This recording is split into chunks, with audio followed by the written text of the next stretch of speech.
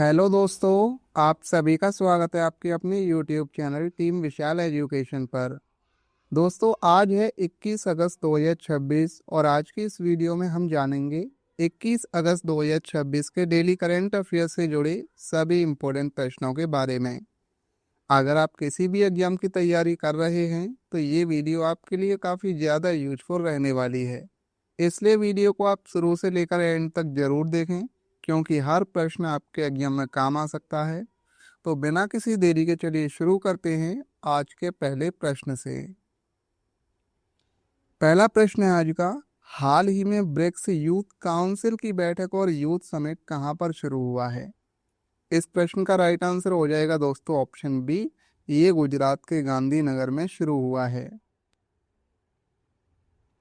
हाल ही में भारत की ब्रिक्स अध्यक्षता 2026 के तहत ब्रिक्स यूथ काउंसिल की बैठक और ब्रिक्स यूथ समिट गुजरात के गांधीनगर में आयोजित किया गया। इसमें ब्रिक्स सदस्य और साझेदार देशों के युवा प्रतिनिधियों, युवा नेताओं और अधिकारियों ने भाग लिया। चर्चा का मुख्य फोकस शिक्षा, उद्यमिता, युवाओं की वेलबींग, सस्टेनेबिलिटी और पीपल टू पीपल कोऑपरेशन जैसे विषयों पर रहा। और इस बैठक में ब्रिक्स यूथ कोऑपरेशन फ्रेमवर्क और ड्राफ्ट जॉइंट डिक्लेरेशन पर भी चर्चा हुई। बात करें दोस्तों ब्रिक्स यूथ काउंसिल क्या है, तो यह ब्रिक्स देशों के युवाओं के बीच सहयोग और संवाद का मंच है। इसमें अलग अलग ब्रिक्स देशों के युवा प्रतिनिधि मिलकर युवाओं से जुड़े मुद्दों पर चर्चा करते हैं और साझा पहल का रास्ता निकालते हैं। नेक्स्ट प्रश्न है, हाल ही में विश्व मानवतावादी दिवस 2026 कब मनाया गया है?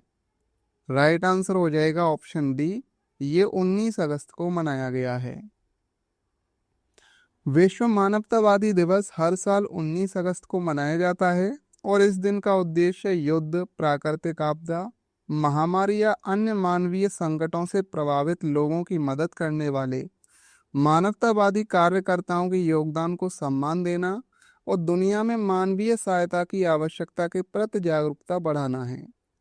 यह दिन विशेष रूप से उन लोगों को भी याद करता है जिन्होंने दूसरों की मदद करते हुए अपनी जान गंवाई। यह दिन क्यों मनाया जाता है?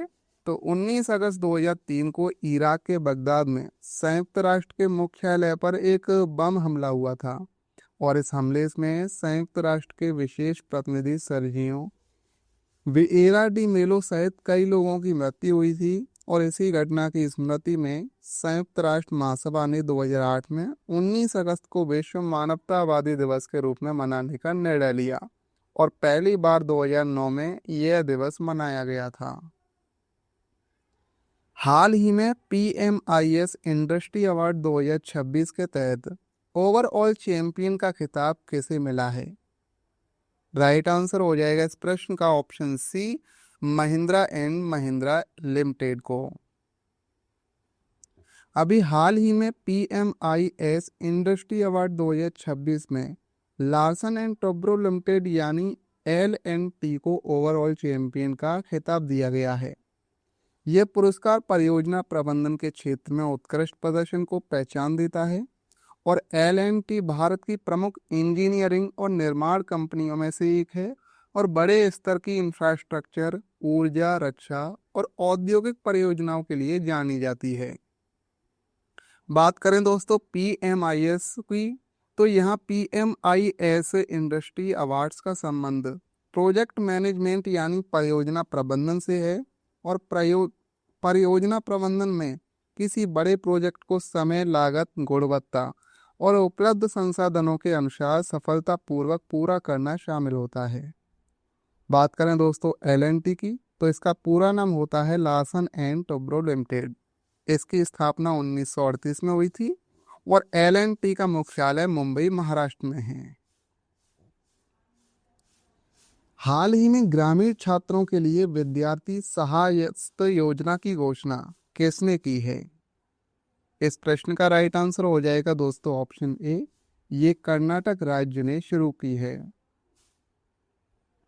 हाल ही में कर्नाटक सरकार ने ग्रामीण छात्रों के लिए विद्यार्थी सहाय हस्त योजना की घोषणा की है और इस योजना का उद्देश्य ग्रामीण और जरूरतमंद विद्यार्थियों को शिक्षा से जुड़ी सहायता उपलब्ध कराना और आर्थिक कारणों से उनकी पढ़ाई में रुकावट न आने देना है। विद्यार्थी का मतलब छात्र और सहायक का अर्थ सहायता का हाथ होता है, और यानी यह योजना छात्रों की शिक्षा के लिए सरकार की मदद को दर्शाती है। बात करें अब कर्नाटक राज्य की, तो कर्नाटक का राज्य गठन हुआ था 1 नवंबर 1956 को। राजधानी है बेंगलुरु। कर्नाटक के अभी वर्तमान में मुख्यमंत्री हैं DK शिव कुमार। राज्यपाल हैं थावरचंद गहलोत, और वहाँ की मुख्य भाषा है कर्नाटक की कन्नड़। हाल ही में राष्ट्रीय महिला आयोग ने महिलाओं के डिजिटल सशक्तिकरण को बढ़ावा देने के लिए यशोदा AI पहल कहाँ पर शुरू की है? इस प्रश्न का राइट आंसर हो जाएगा दोस्तों ऑप्शन सी, पंजाब।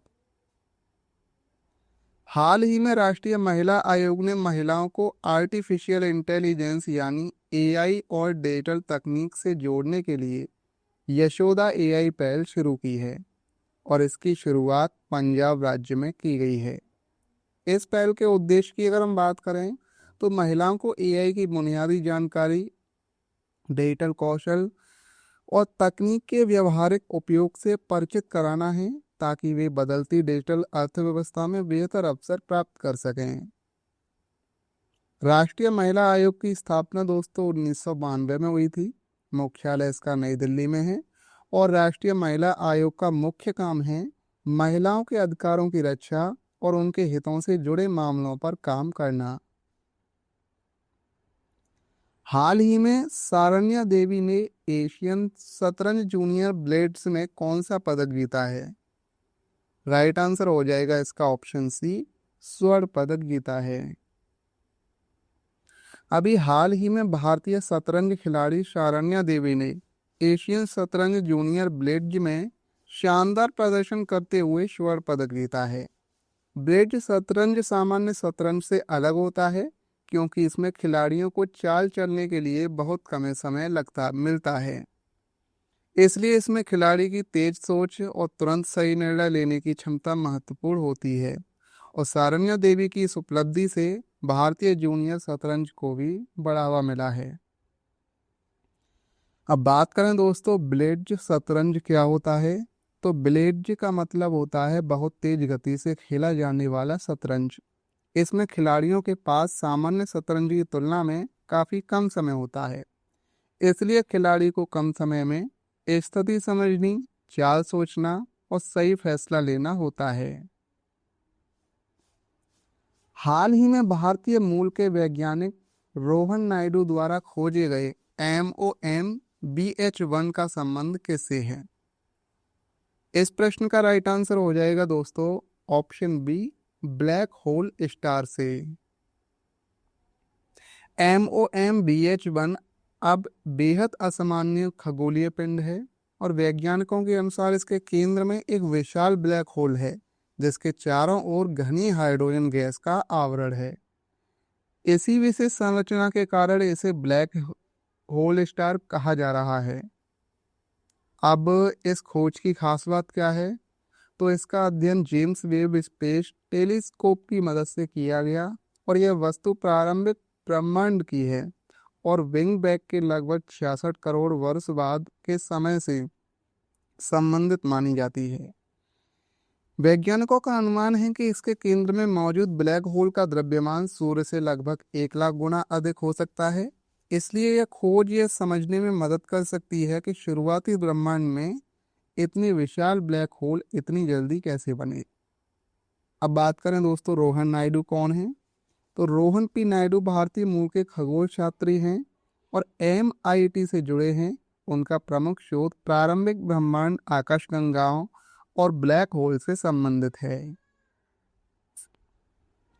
हाल ही में जनप्रिय नेता वेंकैया नायडू बायोग्राफी का नई दिल्ली में विमोचन हुआ है। इसके लेखक कौन हैं? तो राइट आंसर हो जाएगा इस प्रश्न का ऑप्शन ए, वाई लक्ष्मी प्रसाद। इस पुस्तक के लेखक आचार्य यालगड्डा लक्ष्मी प्रसाद हैं। पुस्तक का नाम जनप्रिय नेता वेंकैया नायडू उदयगिरि से उपराष्ट्रपति तक है। नई दिल्ली में इसके विमोचन कार्यक्रम में रक्षा मंत्री राजनाथ सिंह, भाजपा के राष्ट्रीय अध्यक्ष नितिन नबीन और दिल्ली की मुख्यमंत्री रेखा गुप्ता सहित कई लोग उपस्थित रहे। इस पुस्तक ये जो पुस्तक है ये किसके बारे में है? तो यह जीवनी एम वेंकैया नायडू के सार्वजनिक और राजनीतिक जीवन को बताती है। उनके उदयगिरी से राजनीतिक सफर शुरू करने से लेकर भारत के उपराष्ट्रपति बनने तक की यात्रा को इनमें प्रस्तुत किया गया है। नेक्स्ट प्रश्न है, हाल ही में भारत ने तीस्ता बैराज प्रोजेक्ट की समीक्षा के लिए किसकी अध्यक्षता में हाई पावर पैनल का गठन किया है? राइट आंसर हो जाएगा ऑप्शन सी, अनुपम प्रसाद। अभी हाल ही में भारत सरकार ने तीस्ता बैराज प्रोजेक्ट की समीक्षा के लिए एक हाई पावर पैनल का गठन किया है और इस पैनल की अध्यक्षता अनुपम प्रसाद करेंगे।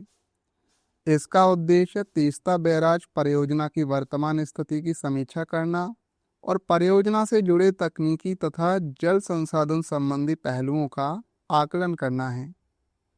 तीस्ता नदी सिक्किम और पश्चिम बंगाल से होकर बहती है और आगे बांग्लादेश में प्रवेश करती है, इसलिए यह भारत के लिए महत्वपूर्ण नदी परियोजना है। हाल ही में डाक विभाग ने किस राज्य के मेदक किले पर पोस्टल कवर और डाक टिकट जारी किया है? राइट आंसर हो जाएगा ऑप्शन ए, तेलंगाना ने। मेदक किला तेलंगाना के मेदक जिले में स्थित एक प्रसिद्ध ऐतिहासिक किला है। डाक विभाग ने इसकी ऐतिहासिक और सांस्कृतिक विरासत को सम्मान देते हुए इसके नाम पर पोस्टल कवर और डाक टिकट जारी किया है। बात करें दोस्तों मेदक किले के बारे में, तो मेदक किला मेदक शहर की पहाड़ी पर स्थित है। इसका इतिहास काकतीय काल से जोड़ा जाता है और बाद में यह किला अलग अलग शासकों के अधीन रहा। किले की ऊंची स्थिति के कारण इसका उपयोग सुरक्षा और निगरानी के लिए भी किया जाता था और किले की खास पहचान इसकी विशाल प्राचीर प्रवेश द्वार और ऊंचाई है। यहाँ से आसपास के क्षेत्र का काफी विस्तृत दृश्य दिखाई देता है। तेलंगाना का राज्य गठन हुआ था दोस्तों 2 जून 2014 को। राजधानी है हैदराबाद। मुख्यमंत्री हैं ए रेवंत रेड्डी, राज्यपाल हैं शिव प्रताप शुक्ल और मुख्य भाषा है वहाँ की तेलुगु। अगस्त 2026 में टेस्ट क्रिकेट में 350 विकेट और 4 या 100 से अधिक रन बनाने वाले दुनिया के चौथे ऑलराउंडर कौन बने हैं? इस प्रश्न का राइट आंसर हो जाएगा option B, Ravindra Jadeja.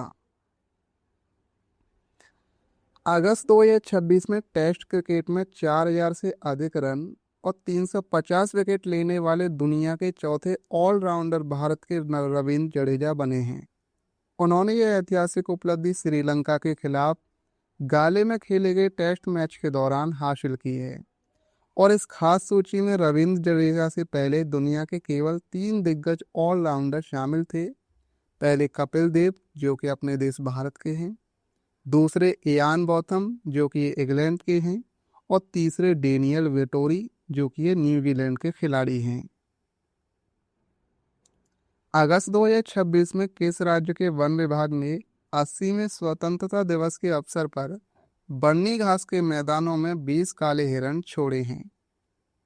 Right answer हो जाएगा इस प्रश्न का ऑप्शन सी, गुजरात। अगस्त 2026 में भारत के 80वें स्वतंत्रता दिवस के अवसर पर गुजरात वन विभाग ने जामनगर स्थित वनतारा के तकनीकी सहयोग से कच्छ के बन्नी घास के मैदानों में 20 काले हिरण छोड़े हैं। छोड़े गए इन 20 काले हिरणों में 5 नर और 15 मादा हिरण शामिल हैं और यह पहल केंद्र सरकार और सेंट्रल जू अथॉरिटी द्वारा स्वीकृत एक बड़े प्रोजेक्ट का हिस्सा है, जिनके तहत बन्नी क्षेत्र में कुल 500 काले हिरण और 100 चिंकारा को पुनर्वासित करने का लक्ष्य रखा गया है। गुजरात के कच्छ जिले में स्थित बन्नी घास का मैदान एशिया का सबसे बड़ा प्राकृतिक उष्णकटिबंधीय घास भूमि क्षेत्र है और यह लगभग 2600 से 3800 वर्ग किलोमीटर में फैला है। तो दोस्तों आज की इस वीडियो में हमने 21 अगस्त 2026 के करंट अफेयर्स के प्रश्नों को विस्तार से समझा है। अगर ये वीडियो आपके लिए हेल्पफुल रही हो तो वीडियो को लाइक करें, शेयर करें और चैनल को सब्सक्राइब करना ना भूलें। तो चलिए मिलते हैं एक और नई वीडियो के साथ। धन्यवाद। जय हिंद।